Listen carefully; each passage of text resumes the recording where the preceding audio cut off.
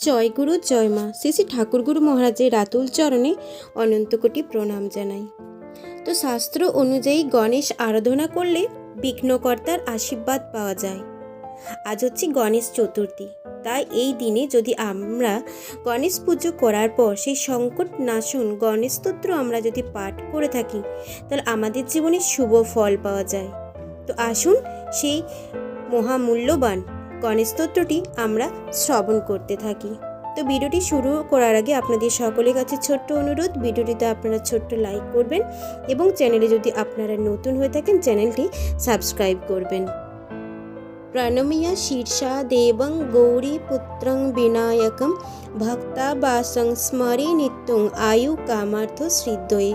প্রথমং বক্রতুণ্ডং চ একদন্তম দ্বিতীয়কম তৃতীয়ং কৃষ্ণপিণ্ডাক্ষং গজবক্রম চতুর্থকম লম্বোদরং পঞ্চমং চ ষষ্ঠং বিকটমেব চ সপ্তমং বিঘ্নরাজেন ধূম্রবর্ণ তথাষ্টকম নবমং ভালচন্দ্রাম চ দশমং তু বিনায়কম একাদশং গণপতি দ্বাদশং তু গজানন দ্বাদশ ঐতানি নামানি ত্রিসন্ধ্যাঙ্গে পঠেন্নর ন চ বিঘ্ন ভয়ং তস্য সর্বসিদ্ধিং করং পরম। বিদ্যার্থী লভতে বিদ্যাং ধনার্থী লভতে ধনম পুত্রার্থী লভতে পুত্রান মোক্ষার্থী লভতে গতিম। জপ গণপতি স্তোত্রম সর্বভীর ফলম লভে সংবৎসরণ সিদ্ধিং চ লভতে নত্র সংশয়। অষ্টেভ্য ব্রাহ্মণভ্যশ্চ লিখিতায় সমর্পয়েৎ তস্য বিদ্যা ভবেৎ সর্ব গণেশস্য প্রসাদ। ইতি শ্রী নারদ পুরাণে সংকটনাশনং গণেশ স্তোত্রম সম্পূর্ণম।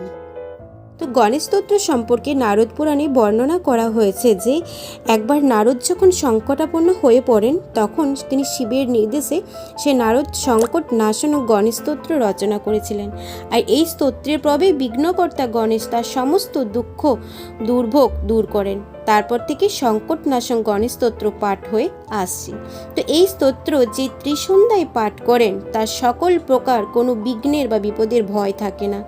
সম্পূর্ণ স্তোত্র পাঠে অসমর্থ হলে প্রতিদিন ত্রিসন্ধ্যায় যদি শ্রী গণেশের দ্বাদশ নাম, যেমন বক্রতুণ্ড একদন্ত কৃষ্ণপিণ্ডাক্ষ গজবক্র লম্বোদর বিকট বিঘ্ন রাজেন্দ্র ধূম্রবর্ণ ভালচন্দ্র বিনায়ক গণপতি গজানন, এই দ্বাদশ নাম যদি প্রতিদিন শ্রবণ করা হয় কিংবা জপ করা হয়, তাহলে সমস্ত বাধা বিপত্তি দূর হয় তথা সমস্ত মনস্কামনা পূরণ হয়। এই স্তোত্র পাঠে বিদ্যা অভিলাষী বিদ্যা লাভ করে, ধন অভিলাষী ব্যক্তি ধন লাভ করে থাকে, সন্তান অভিলাষী সুসন্তান লাভ করেন এবং যাদের মোক্ষ প্রাপ্তি হয়নি সেই সমস্ত মোক্ষ প্রাপ্তি ব্যক্তিগণ মোক্ষ গতি লাভ করেন।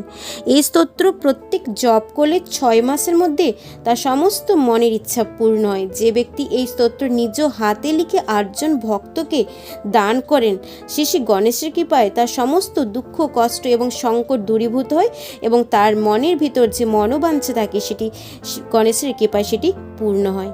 তাই আপনারা অবশ্যই আজকের এই দিনে গণেশ পুজো করার পর আপনারা এই সংকট নাশন গণেশ স্তোত্রটি অবশ্যই পাঠ করবেন। তাছাড়া প্রতি বুধবার আপনারা স্নান করে 21টি দূর্বা নিয়ে সেখানে হলুদ কিংবা লাল সুতো দিয়ে সেটিকে বন্ধন করে আপনারা সিঁদুর মাখিয়ে গণেশের চরণে অর্পণ করুন এবং সমস্ত মনস্কামনা জানান। আর এই সংকট নাশন গণেশ স্তোত্রে আপনারা অবশ্যই পাঠ করুন। দেখুন, বিঘ্নকর্তা গণেশের কৃপায় সমস্ত বাধা বিপত্তি আপনাদের জীবন থেকে চলে যাবে এবং আপনাদের সমস্ত মনস্কামনা পূর্ণ হবে।